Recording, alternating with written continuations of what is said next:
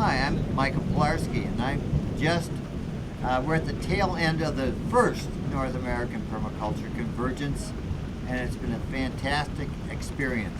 There's been 400 people here, approximately, a few less, a few more, and we are perhaps, at one point I thought, 1% of the permaculture movement in the United States here represented.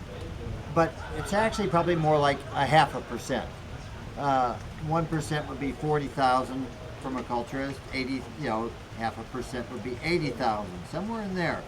That's about the strength of people that have actually taken permaculture courses, that really understand it and are moving forward with that understanding.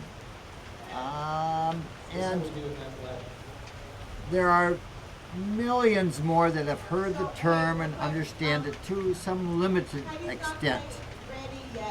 So we're really, we're just at the beginning of a roll. We're at the beginning of a historical moment when the world is going from a path of destruction to a path of construction, from a path of depleting resources to a path of increasing resources, from a path of erosion to a path of soil building, from a path of war to a path of peace. So the new paradigm is about making the world a better place instead of a more dire place, a worse place for those that come after us. For many generations now, the world has been going downhill in terms of its ecosystem, its ecological capabilities, its resources, and it's time to take things back uphill. How do we make things richer instead of poorer? How do we make things more lovely and beautiful instead of uglier? That's the path that permaculture is on. How do we change the tide? How do we make it from running out to gaining ground? And we're just at the beginning of this transition. It's from a world of how much can you get to a world of how much you can give. Your worth is not how much you can get. Your worth is how much you can give. It's coming from a place of heart instead of self-mind. Heart and love for all of creation and for those other beings, other humans around us. That's the place we need to come from. And it's sad that the world has come to a place of much warring and strife. So we're trying to turn the tide, one seed at a time, one plant at a time, one little gathering at a time, one community building exercise at a time. We're just beginning. You might consider us as a child, but we're the hope for the future. So I hope that more people will look into permaculture and try to figure out how to make the world a better place. How do we make the world a better place than we found it? How do we increase the resources, increase the love? When there's separation, communication can help clear the way. When people sit in dialogue together, even though they have differing opinions, and they talk together, both come to a greater understanding than they had before, if they have an open mind at any rate. So by bringing all these 400 people together, they all got to talk about permaculture and their understanding of it, and so all of them grew a little bit more. So we all have gained in understanding and in a connection way. It's easy to be separated by distance, emails, and propaganda. But when you actually sit with people, you get to recognize them, and there's a bond can be built up. It's so common that people are consuming way more than they're producing in their lifestyle. We're only held up by this fossil fuel input, and at some point, if the fossil fuels come down, it'll become a lot more clear to people that the consumption to production ratio is something that really matters. Right now, it doesn't seem to matter. But if the more people that increase and improve their production to consumption ratio, the better off we can become. So go out there, produce more, consume less, and become more of a asset to society instead of a burden to society. An asset to the earth instead of a burden to the earth. We all owe the earth a lot of work. If you eat, you must give back to the earth. We must plant trees. We must help take care of things. We actually owe the earth a physical debt. Some people think they can talk their way out of it or give some money to an environmental group. But you actually personally should do something to make the earth a better place. You should be planting trees, fixing up waterways. What can you do to help the earth? You can say, I'm going to help the neighbor, I'm going to help other people. But we owe something to the earth. We owe a debt. We have to pay back. Most people just don't think in terms of what do they owe the earth, because we all take from the earth. How do we pay back? So there's a reciprocal, a flow of energy back and forth.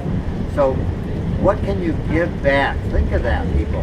What can you give back to the earth in your life, in your day? Not each day maybe, but over your lifetime. You have to, at some point, directly give back to the earth. We've got to save the world. I have grandchildren and children. I want things to get better. And so we better get out there and do something. You know, following the same old path our politicians are leading us down is a path to damnation.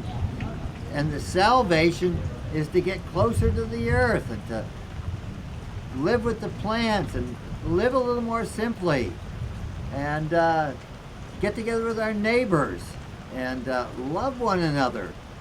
I guess I'm just one of those old-fashioned goody-goodies that just wants us all to love each other, to get along, live and let live. I'm all about freedom, and can't we just, live in the house we want? And we need to fix up our houses. We need to fix up our yards. We need to make things better.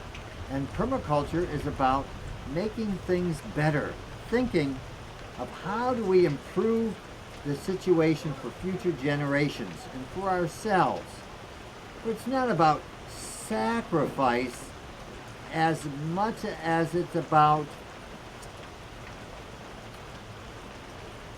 feeling really good about ourselves because we have a conscience and we want to do the right thing. We want to go to bed and sleep good at night. We want to feel like we've had right livelihood, that we've contributed to society and not just taken, or that we've just been taken.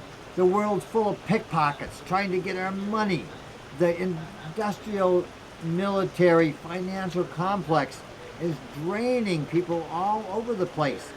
How do we go back to the roots? How do we go back more to villages and cooperatives, past nations, and more to neighborhoods with more freedoms?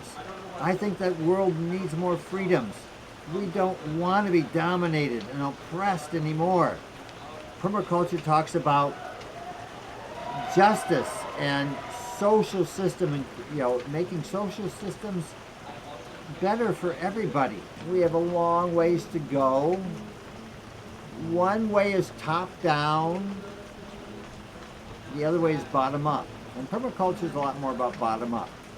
If you make a really good system at your house and the neighbors pick up on it and the next neighbors, it's teaching by example is really important. How would I change the permaculture movement? I would like to see the permaculture movement more marry the heart. It's about science, but it's also about heart. And permaculture may not value the heart as explicitly as it values the science. And Science can only take people so far. Cold facts. It's the warm heart that really turns people on. Evolution is a long-term thing. I take the long view. I study plant geography. I think back millions of years. And humanity is on a crux of a new time, and some people think that we are at a peak or an end time, but we're in a long-term continuum. Things have been changing towards this place we're at for hundreds of years, and they're going to continue for hundreds of years more. The world isn't going to end.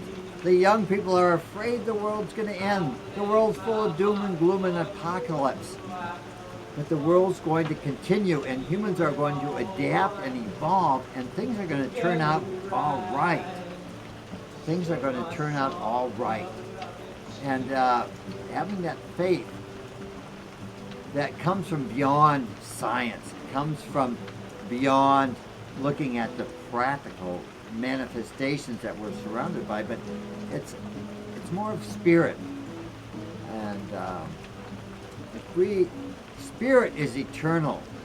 Matter comes and goes, we come and go, but spirit is on an evolution, and I believe humanity is going on an upward phase, and we're going to get to a much better place than we are today. So stick with it and keep an optimistic eye on the future.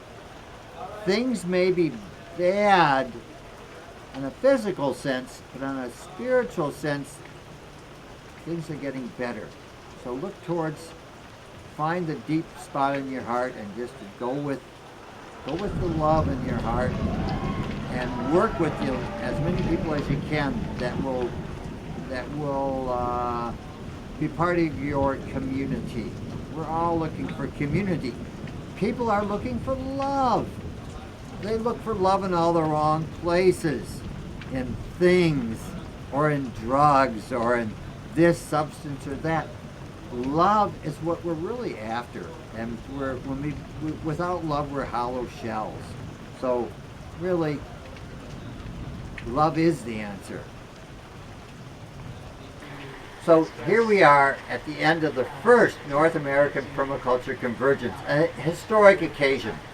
The first gathering of any sort is always a magical event. It's never happened before. You are creating something from scratch. There isn't a template. There isn't something you're following. So we created something really new here, and it's really been wonderful.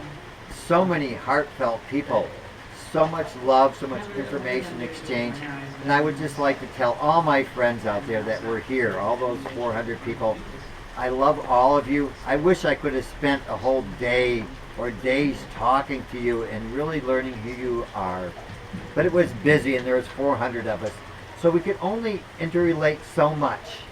But together we built up this big bubble of energy, of love, and science, and empathy for the earth, and a goal of working together to make a better earth for all beings. So thank you all, and keep on going.